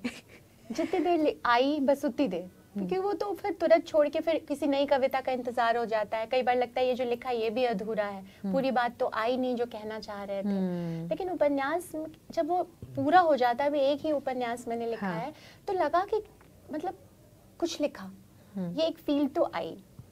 कितने समय में आपने पूरा उपन्यास लिख दिया? साल भर लगा था मुझे। तो आप उन पात्रों के साथ ट्रैवल करते हो ना लगातार? मैं वही बताने की कोशिश कर रही हूँ कि वो एक अलग दुनिया हो गई थी मेरी साल भर तक। अच्छा, लोगों में ऐसे पात्र नहीं दिखते कि यार ये ऐसा व्यक्ति है, मैं बिल्कुल दिखते। इसको मैं अपनी किताब का कुछ विलेन बना देती हूँ। अच्छा, कुछ ऐसे लोग भी हैं आसपास के जिनको विलेन बना दिया हो और हीरो बना दिया? मेरे उपन्यास में कोई विलेन नहीं था, वैम्प नहीं थी, परिस्थितियाँ, समाज। तो अभी आप और लिखने वाले हो? हाँ, अभी दूसरे उपन्यास पे काम कर रही हूँ। वो कब तक आएगा? 25 में आ जाना चाहिए। अच्छा, मतलब अभी तो बहुत जल्दी आएगा। कौन से प्रकाशन से, ये भी बताएंगे क्या? नहीं, अभी आप सिलेक्ट करेंगे। जो भी प्रकाशक छाप दे। अच्छा, कभी जैसे आपने बोला ना कि जब कुछ पढ़ नहीं रही होती हूँ, जब कुछ लिख नहीं रही होती हूँ तो फिर पढ़ती हूँ। बिल्कुल। तो जिसको है ना एक मॉडर्न टर्म भी बोलते हैं राइटर्स ब्लॉक। हालांकि वो राइटर्स ब्लॉक बहुत सारे लोग उसको क्रिटिसाइज भी करते हैं कि ऐसा कुछ नहीं है, मॉडर्न टर्म दे दिया। तो आप उसको, जैसे निर्मल वर्मा कहते हैं ना कि ये बड़ा भयंकर है जब लेखक लिखना बंद कर देता है। बिल्कुल, और दिखना ज्यादा शुरू हो जाता है। उसके पास कुछ होता ही नहीं दिखाने के लिए सिवाय अपनी शक्ल के। बिल्कुल। तो आप फिर कैसे डील करते हो राइटर्स ब्लॉक से? मुझे बहुत बेचैनी होती है, अगर मूड स्विंग बहुत होता है और एक मतलब मुझे अचानक से सब कुछ इनकम्प्लीट लगने लगता है अपने आसपास। मुझे लगता है मेरी लाइफ की मीनिंग खत्म हो रही है। तो वो कठिन तो बहुत है, बहुत पीड़ादायक है वो स्थिति जब आप लिखना चाहते हो और आप लिख नहीं पा रहे हो।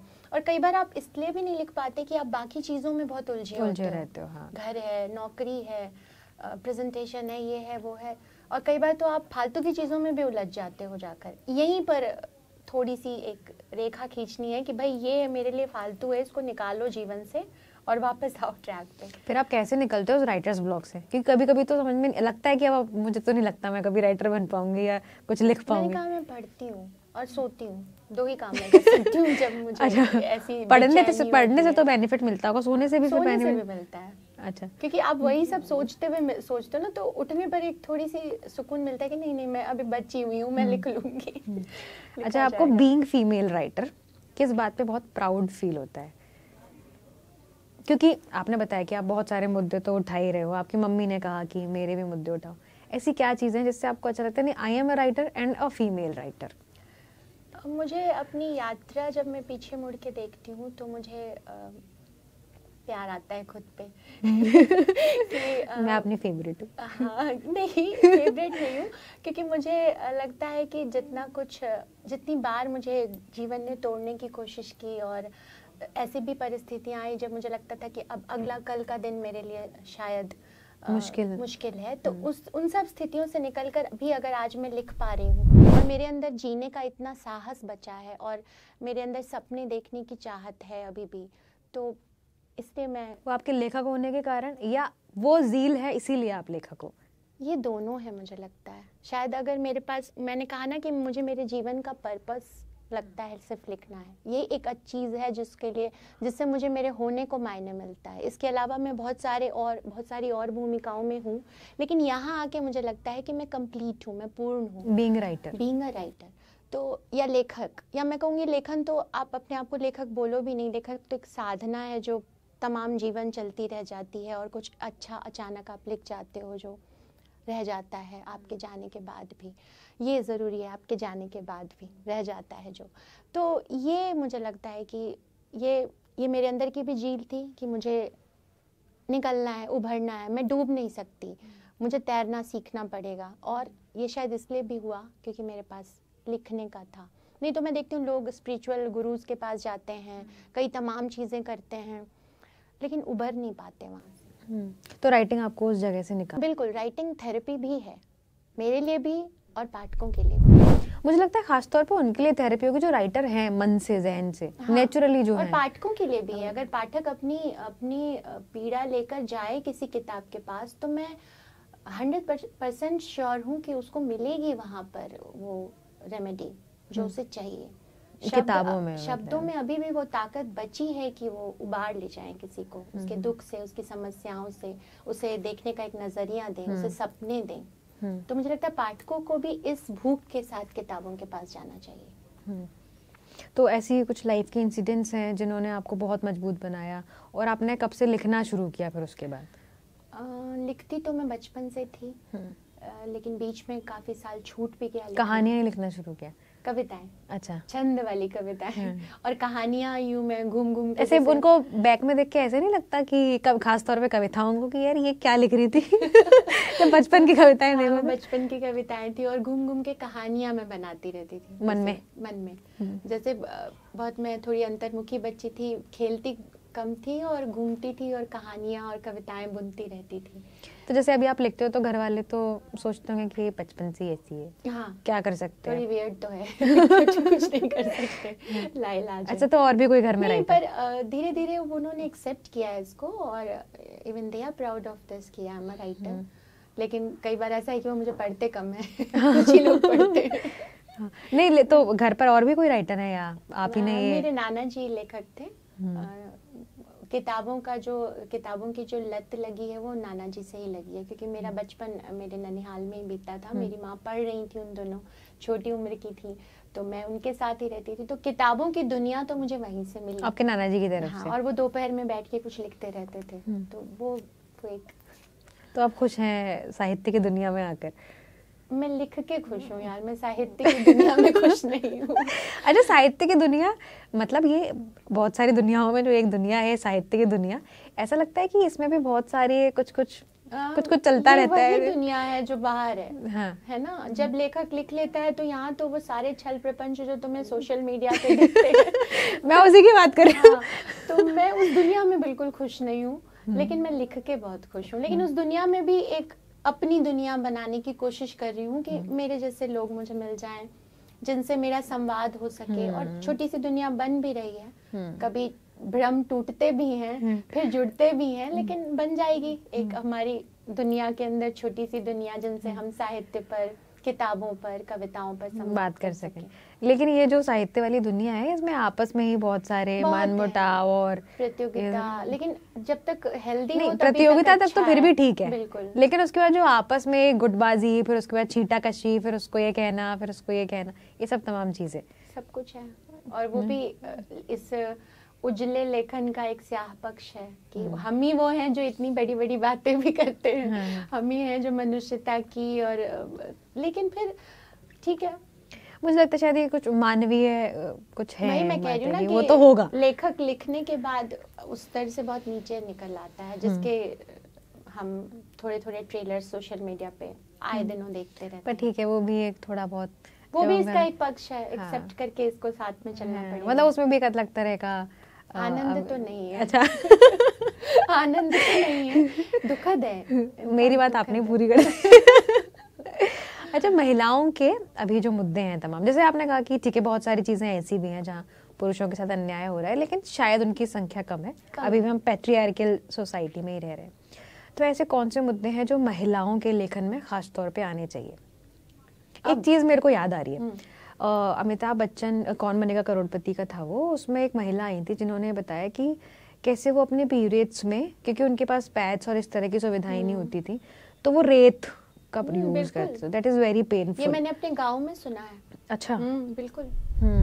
तो ऐसे कौन से और मुद्दे हैं जो महिलाओं के लेखन, खासतौर पर जब हम भारत के साहित्य की बात करें, और फिर हिंदी साहित्य भी, मतलब भारत के साहित्य, जिस तरीके का परिवेश हमारा है और जो हमारी कमियां हैं, जो हमारे मुद्दे हैं, वहाँ से कौन से ऐसे सब्जेक्ट्स हैं जो हम महिलाओं को खास तौर पे अपने लेखन में लाने चाहिए? देखो, आज तो हर तरह के मुद्दे आ रहे हैं। आदिवासी मुद्दे भी आ रहे हैं, मध्यम वर्ग के भी मुद्दे आ रहे हैं, माइनॉरिटीज़ से भी उभर के आवाज़ें आ रही हैं, लेकिन उनको थोड़ी धार देनी पड़ेगी। मुझे लगता है कि अभी भी बहुत कुछ अनकहा है, और प्रामाणिक तो वहीं से आएगा जहाँ से लिखा जा रहा है, या फिर आप तो उसमें बिल्कुल रिसर्च करके, उसमें बिल्कुल प्रवेश करके उसमें से निकाल कर लाएं।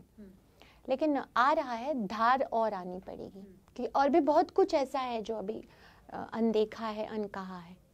जैसे तुमने ये एक उदाहरण दिया, तो ये मैंने भी बचपन में अपने गांव में सुना था, तो ये भी, और क्या पता ये आज भी ना होता हो, मुझे नहीं लगता कि आज भी नहीं होता, मतलब आज भी होता होगा। हाँ, क्योंकि जिस सीरियल की मैं बात करी वो रिसेंट का ही है, तो वहाँ पे तो ये सब, अगर वो रिसेंट की ही बात हुई है तो इसका मतलब तो वो चीजें होती होंगी। और सिर्फ बिहार क्या, मुझे लगता है राजस्थान, मध्य प्रदेश, कई झारखंड के कई ऐसे गांव जहाँ हम लोग भूखमरी से मर रहे हैं, तो वहाँ की स्त्रियों की भी तो बहुत, उनकी समस्याएं तो और ज्यादा बड़ी होंगी ना। जैसे भूखमरी तो एक जनरलाइज, तो तुम सोचो कि जो वहाँ की एक स्त्री होगी, उसका जीवन कैसा होगा, उसके जीवन की समस्याएं क्या होंगी, वो बात मुझे लगता है वहां तक हमारे लेखन को जाना पड़ेगा। हम अपने जो बहुत आरामदायक एक सिरे में, घेरे में बैठ के लिख रहे हैं ना, उसे तोड़कर हमें वहां तक पहुंचने की कोशिश करनी है।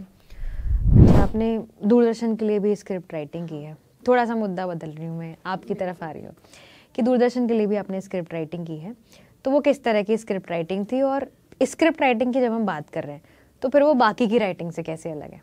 तो मैंने कॉलेज लाइफ में की है। अच्छा, वो तो काफी पहले की काफी बात। पहले की बात है। इधर फिर मैंने यहाँ दिल्ली आके भी मैंने, जब मैं मास कम्युनिकेशन कर रही थी तो रेडियो वगैरह के लिए लिखा था।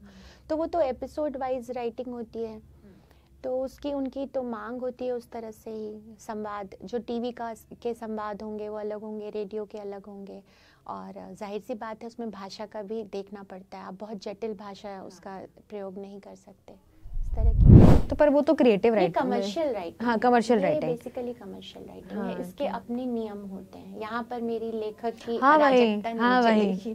तो आप उसके साथ फिर आपको मैनेज हाँ, करना बिल्कुल। पड़ेगा कि एक लेखक की तरह मैं बहुत अराजक हूँ, लेकिन जब मैं आलेख लिखूँ, जब मैं कमर्शियल राइटिंग करूँ, वहाँ पे मुझे उनके नियम मानने हैं। आपकी मैंने एक फेसबुक पर लाइन पढ़ी थी कि लेखक अपने आत्मसम्मान के साथ समझौता कर लेते, तो कब लेखक अपने आत्मसम्मान के साथ समझौता करता है? जब वो मंचों पे जाकर अपनी पैरवी लगाता है कि मुझे बुला लो, या पुरस्कारों के लिए अपना नाम आगे करता है। बहुत सारे तरीके हैं। मुझे लगता है कि यहाँ पर वो अपने लेखक होने को कमतर करता है। पर जैसे कि अभी हम बाजार की भी बात कर रहे थे, तो एक लेखक है, अगर वो मंचीय लेखन भी कर रहा है या उस तरह का लेखन कर रहा है जो लोगों तक मंच के जरिए पहुंचना चाहिए, तो अगर वो वहाँ अपनी पैरवी कर रहा है, तो मुझे इसमें ओल्ड स्कूल कह सकती हो कि मुझे लगता है कि लेखक अभी भी एक बहुत बड़ा शब्द है, लेखक और कवि। पुराने जमाने में तो उसे ईश्वर की आवाज के समकक्ष रखा गया है। कह रहा है अवचेतन से आपकी आवाज निकलती है, तभी आपको ये गॉड गिफ्ट है। तो जब आपके पास इतना कुछ है तो आपको उसको निखारने की कोशिश करनी चाहिए। आपको बैकडोर या इस तरह के, अच्छा आप ये कह रहे हो मतलब कि गलत तरीकों से आप आगे बढ़ने की कोशिश मत करो। आपको अपने लेखक पे विश्वास होना चाहिए, अपने अंदर के लेखक पे आपको विश्वास होना चाहिए। और इसके अलावा और कौन सी टैक्टिक्स हो सकती है, क्या पता किसी को काम आ जाए? किस तरह की टैक्टिक्स? मतलब आगे बढ़ने के लिए जो लोग जैसा कि आपने बताया, लिखो ना, अपने मन की आवाज सुनो, देखो, अपने अंदर के कौतूहल को जगाए रखो, चीज़ों को देखने का एक तरीका, अपना तरीका निकालो कि ये मुझे दिख रहा है उसे मैं किस तरह से अभिव्यक्त कर सकता हूँ। मुझे लगता है अगर आप अच्छा लिखते हैं और अगर आप में कुछ कहने का अंदाज है तो आप देर सवेर पढ़े जाएंगे। नई पीढ़ी जैसे एक तरह से छटपटाहट भी है कि नहीं हमें नहीं बुलाया जाता, तो आपको थोड़ा सा सब्र करना चाहिए और अपने ऊपर मेहनत करनी चाहिए। अपने कौतूहल को बनाए रखो, अपनी अभिव्यक्ति का एक माध्यम चुनो और उसको निखारो, और अपना एक अंदाज, अपनी एक भाषा, ये बहुत अपना जो कहते हैं ना एक स्टाइल, जो पेंटर्स के स्टाइल होते हैं, लेखन में भी एक स्टाइल होता है। तो ये सब धीरे धीरे मिलता है और इसके लिए मेहनत करनी पड़ती है। जैसे बहुत सारी फीमेल राइटर्स हैं, जैसे वो कई बार मैसेज भी करती हैं कि मैं खासतौर पे फीमेल इसलिए बोल रही हूँ क्योंकि ये मेल्स के साथ थोड़ा कम होता है। जो फीमेल राइटर हैं उनके कई बार मैसेजेस आते हैं कि मैं लिख रही हूँ, मैं लिखती हूँ, आप पढ़ लीजिए कैसा लगा, लेकिन मेरे घर वाले बाहर जाने नहीं देंगे परफॉर्म करने या करने। मैं जब वाणी में थी संपादक तो एक आई थी पांडुलिपि, वो कोई आदिवासी स्त्री थी, उसने कहा कि ये छप नहीं सकता मेरे नाम से। अच्छा, मतलब किसी आज भी सोचे जब हम जॉर्ज एलियट की बात कर रहे थे, आज भी ये है। या मेरे पास सोशल मीडिया पे भी बहुत आते हैं कि नहीं, मैं कई स्त्रियों ने अपनी फोटो नहीं डाली हुई है, कहती कि या नाम भी अलग रखा हुआ है। मुझसे वो लगातार निरंतर मैसेंजर पे संवाद में रहती हैं और कहती हैं कि मैं नहीं लिख सकती अपने नाम से, लेकिन मैं आपको पढ़ती हूँ तो मुझे लगता है कि आपने मेरी बात कह दी। मैंने कहा नहीं, अब ये साहस आपको जुटाना पड़ेगा। अगर आप लिखना चाहती हैं तो आप खुद लिखिए, भले ही आप शुरू में नहीं लिखना चाहती हैं अपने नाम से तो कोई बात नहीं है, लेकिन आप लिखिए इस चीज़ को। तो अभी भी ऐसा है दीपाली, ऐसा नहीं है कि चीज़ें बदल गई हैं। तो ये तो हम मतलब अभी तक हम स्त्रियों के लिए इतना भी नहीं कर पाए, हम उनको इतना भी स्पेस नहीं दे पाए कि वो अपने नाम से लिख सकें, और अगर वो कहीं पर लिख भी रही हैं तो जाके परफॉर्म कर सके, कविता पढ़ सके, कहानी छपवा सके अपने नाम से। हाँ बिल्कुल, अभी भी है उनके ऊपर, अभी भी ये अप्रत्यक्ष प्रत्यक्ष ये सारी बंदिशें हैं। पैट्रियार्कल सोसाइटी, बिल्कुल। मैं वो तो मुझे एक यहाँ पे एक दृष्टांत याद आता है कि मैंने एक शेयर किया था कि कोई रेप सर्वाइवर की कहानी थी, मैंने शेयर भी किया था, मैंने लिखा नहीं था। शेयर किया था मैंने किसी पोस्ट को शेयर की थी मैं। स्त्रियों के अंदर का साहस, उन्हें पता होना चाहिए कि हम जो कह रहे हैं वो सही है, तो सही के साथ खड़े होने का साहस तो होना चाहिए। नहीं, अगर उनको इतनी आज़ादी नहीं है कि वो लिख रहे हैं तो और अपने नाम से छपवाएं, छप पाएं और कहीं अपने घर से बाहर निकल के किसी कवि सम्मेलन में जाके कोई कविता पढ़ पाएं, तब तो ये बड़ी बात है। बिल्कुल। मतलब जब आप कविता लिख रहे हो तो आपके भीतर फिर वो इतना करेज तो होना चाहिए वैसा कि आप अपने लिए लड़ पाओ। वो करेज कैसे आएगा? वो तो अपने अंदर से ही आएगा ना, और वो आएगा, या क्या पता आप जैसे लेखक को देख के आ जाए। वो आएगा। अगर उन्हें हमसे वो करेज मिलता है तो ये मेरे लिए बहुत खुशी की बात है कि मुझे मेरा होना, मेरा लिखना कहीं सार्थक होगा। एक कविता है आपकी पति की प्रेमिका के नाम। बिल्कुल। तो ये कविता है, जब हम उसी साहस की बात करें तो इसके लिए भी एक साहस चाहिए। हाँ। तो जब आप ऐसी कविता लिखते हो तो दिमाग में और चीजें नहीं रहती कभी? सोसाइटी की मैंने यही कहा ना, ये साहस मैंने बहुत मुश्किल से पाया है। इस साहस को पाने में मुझे बहुत समय लगा है, और इसके लिए मैं अपनी यात्रा की ही एहसानमंद हूँ कि उसने मुझे ये साहस दिया है। लेकिन जब आप एक पब्लिक लाइफ में हो, आप ऑफिस जाते हो, फिर आप घर जाते हो, या आप जब लोगों से मिलते हो, इवेंट्स में जाते हो, तो आप सोचते हो कि यार ये ऐसी मैंने कविता लिखी थी, कोई आके मेरे से ऐसी बात करेगा, बोलेगा, जज करेगा, बिल्कुल करते हैं, या जज करेगा। किताबें जैसे मेरे होम टाउन में जाती हैं तो लोग पढ़ते हैं और रुकते हैं, देखते भी हैं, और मैं उस दृष्टि को समझती भी हूँ। मतलब आपके सामने किताबें लेकर आते हैं लोग हैं, हाँ, आपके सामने किताबें, जो मेरे एक्सटेंडेड फैमिली हैं या परिचित हैं, तो पढ़ रहे हैं। लेकिन मुझे पॉजिटिव फीडबैक भी मिलते हैं, उन लोगों से ही मिलते हैं। तो वो लोग ओके हैं आपकी इस तरह की कविताओं को जब पढ़ते हैं? मुझे लगता क्योंकि है, आपने अपने फेसबुक पे भी लिखा था कि बहुत ट्रोलिंग। दीपाली, क्योंकि जितना दिखता है ना सबके जीवन में, सोशल मीडिया में जो कुछ दिख रहा है वो सब सच नहीं होता, और शायद मेरी इन कविताओं से उन्हें वो साहस मिलता है जो वो कहना चाहते हैं, या उन्हें उनको अपनी छवि दिखती है। तो जो दिख रहा है ना, जो दिखाया जा रहा है सोशल मीडिया पे आम वर्ग का, वो सच नहीं है। सच वो है जो हम लोग लिख रहे हैं। तो आपको ऐसा, जैसे जब कोई आपको ये कहे कि एक फेमिनिस्ट राइटर है, तो ये वाला जो एक लेबल है वो आपको क्यों मिला, या क्या ऐसे आपने मुद्दे चुने, आपको क्यों लगा कि मुझे एक ऐसी धारदार राइटिंग करनी चाहिए कि आपको ये लेबल मिल गया? फेमिनिस्ट, देखो, जब मेरा उपन्यास तो बिल्कुल भी स्त्रीवादी उपन्यास नहीं है। कविताओं में भी अलग अलग स्वर हैं, मेरी कविताएं लौटती हैं, आत्मसंवाद की ओर लौटती हैं। तो फेमिनिज्म, जब हम फेमिनिज्म या स्त्रीवाद की बात करते हैं तो उसके तो मुद्दे हैं जो, लेकिन जब हम लिखते हैं तो हम सिद्धांत को ध्यान में नहीं रख करके लिखते हैं। तो ये तो आलोचकों का बड़ा एक उन्होंने खांचे बनाए हुए, जो मैंने खांचों की बात की थी कि इसको स्त्रीवादी लेखक बोल दो, इसको मिस्टीरियस लेखक बोल दो, इसको प्रेम की लेखिका बोल दो, इसको आध्यात्मिक बोल दो। आसान हो जाता है काम करना। मेहनत नहीं करनी है कि भाई वो सिर्फ स्त्री की सिद्धांतों की कविता नहीं लिख रही है, वो बैठकर फेमिनिज्म के सिद्धांत निकाल कर कविताएं या उपन्यास या कहानियां नहीं लिख रही है। हाँ, लेकिन वो फेमिनिज्म को जीने की कोशिश कर रही है, वो उस प्रैक्टिस को समझने की और अपने जीवन में और अपने उसके संदेश को बाहर देने की कोशिश कर रही है। तो ये दो अलग चीजें हैं जिसे जोड़ दिया गया है। लेखन को तो मुझे लगता है हर खांचे से तोड़ देना चाहिए, उसको फ्री करके देखा जाना। मतलब आप ये सब अपने एक्सपीरियंसेस से लिख रहे थे, अब वो लोगों ने लेबल दे दिया? और लेबल वो उनकी सुविधा के लिए है ना, कि उन्हें जज करने में आसानी हो कि ये स्त्रीवादी लेखक है। अब गगन जी ही हैं, आज उनके लिए कहा जाता है कि वो आध्यात्मिक लेखन करती हैं, लेकिन वो प्रेम पे भी तो लिखती हैं, वो मिस्टीरियस लेखन करती हैं। तो ये लेवल्स हैं, ये तोड़े जाते हैं। जब हम फेमिनिज्म की बात कर रहे हैं और उस तरह की राइटिंग की भी बात कर रहे हैं, तो अब क्योंकि इतना लंबा समय हो गया है लिखते हुए, हमने बहुत पुराने समय से वैसी राइटिंग देखी है, तो आपको लगता है कि जो इस तरह का राइटिंग हुई है जो भी, उससे धरातल पर कुछ चेंजेस आए हैं? आए हैं, हम तो मीन्स के उदाहरण है। चेंजेस तो आए हैं, और चेंजेस की ज़रूरत है। दूर दराज के कस्बों में इसकी ज़रूरत है, क्योंकि वो उपन्यास नहीं पढ़ रहे, वो कविताएं नहीं पढ़ रहे, वो जीवन से साहस लेकर आगे बढ़ रही हैं। तो बदलाव तो आए हैं, और जो ये सालों की, जो दशकों की जो मूवमेंट चली है, तो स्त्री को तो उसके राजनीतिक अधिकार मिले, पारिवारिक सामाजिक अधिकार मिले, नौकरियों में आज उसके लिए बराबर के अवसर गढ़े जा रहे हैं, और नहीं हैं तो वहाँ पे वो आवाज़ उठाती है।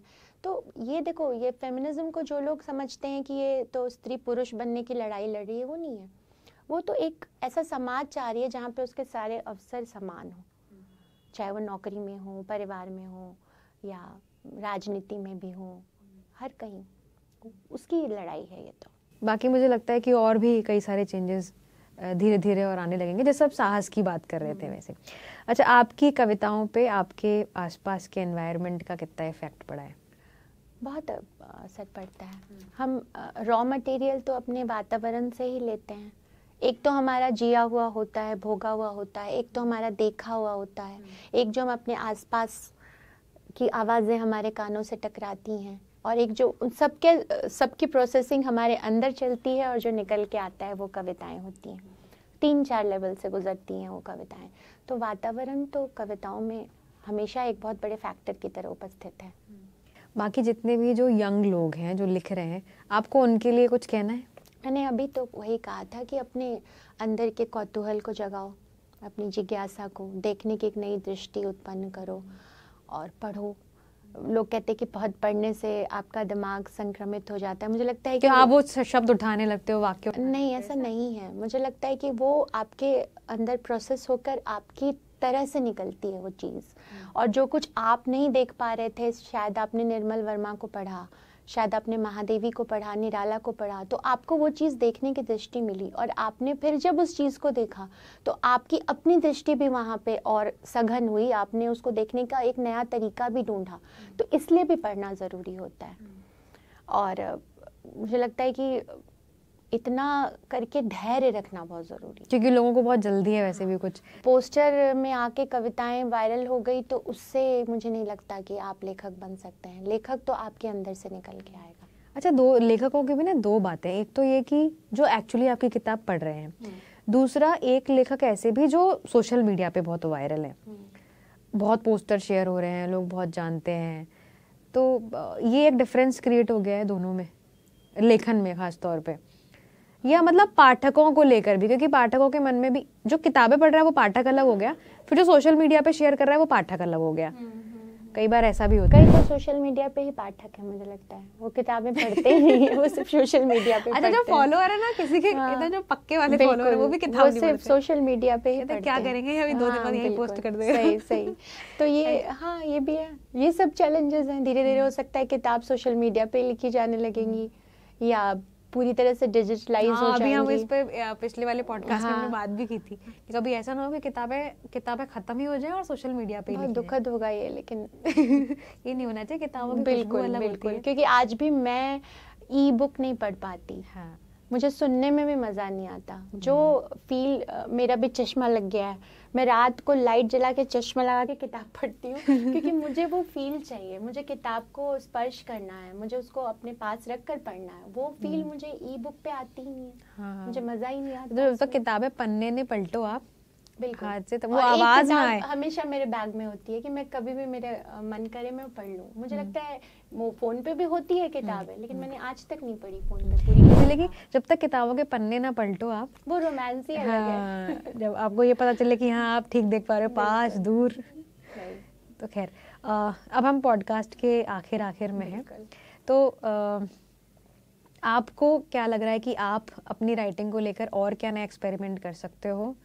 Being female, being feminist, being feminism के राइटर, और क्या एक्सपेरिमेंट कर सकते हो और क्या नया कर सकते हो?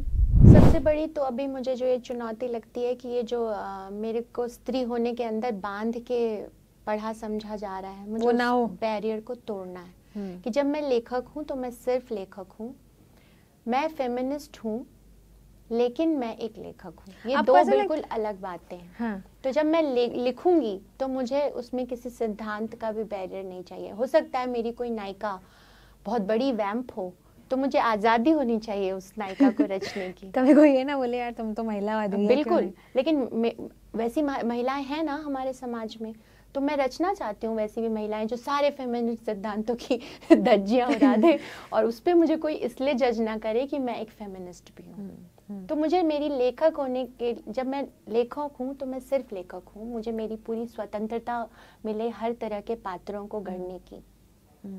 और ये मुझे मेरी खुद से एक्सपेक्टेशन है। हाँ। अभी तो आपकी किताब आने वाली है, उसको पढ़ेंगे। बिल्कुल, हो सकता है तो मैं मेरे अगले उपन्यास में ऐसा कोई पात्र चौंका दे। बिल्कुल, ठीक है, तो हम शायद किसी और मुद्दे पे फिर बात कर रहे होंगे। बिल्कुल। तो उम्मीद है कि जल्दी आपकी नई किताब के साथ अगले साल में हम मिलेंगे। नए साल की आपको बहुत बहुत शुभकामनाएं पहले ही। और इसी के साथ एक आपकी पंक्ति मेरे को याद आ रही है कि अंत में क्या रह जाना चाहिए, प्रेम और कृतज्ञता के कुछ क्षण। तो इसी प्रेम और कृतज्ञता के साथ हम इस पॉडकास्ट की बात समाप्त करते हैं, खत्म करते हैं। और उम्मीद है कि जरूर मिलेंगे आपसे, खूब सारी और फिर बातें करेंगे। अगली कविता की किताब पुस्तक मेले में आ रही है, तब मिल लेना मुझसे। अच्छा, कविताओं की पहले आ रही है, उपन्यास बाद में आएगा। हाँ, तो वो भी अगले साल में ही आएगी वैसे भी। मतलब पुस्तक मेले में। हाँ, पुस्तक अगर प्रकाशक जी मेहरबान हो जाए तो भी अगले साल तो आ ही जाएगी। बिल्कुल, हाँ, तो मतलब अगले साल आपकी 2 किताबें आ रही हैं। तो खैर किताबें ये वाली तो मैंने पढ़ी थी, आज मैं सुबह से ही पढ़ रही थी, दो रानी कितना पानी, क्योंकि मैंने पिछले पुस्तक मेले में ही ली थी। हाँ, तुम लेके गई। हाँ, तो बहुत बहुत शुभकामनाएं आपको, और बहुत अच्छा लगा आपसे बातचीत करके। फिर अगली बार बात करेंगे तो फिर नए मुद्दों और आपकी नई किताब, कविताओं के और उपन्यास। बहुत मजा आया, बहुत समृद्ध करने वाली बातचीत रही। शुक्रिया, बहुत बहुत धन्यवाद। तो आप देख रहे थे अमर उजाला काव्य, जुड़े रहिए। और अगर आप भी कविताएं लिखते हैं तो अमर उजाला काव्य की वेबसाइट पे जाइए, रचना भेजिए पे क्लिक करिए, फॉर्म खुलेगा, सबमिट कर दीजिए, टीम उसे संपादित करेगी और कविता आपकी छप जाएगी। बहुत बहुत धन्यवाद, आभार।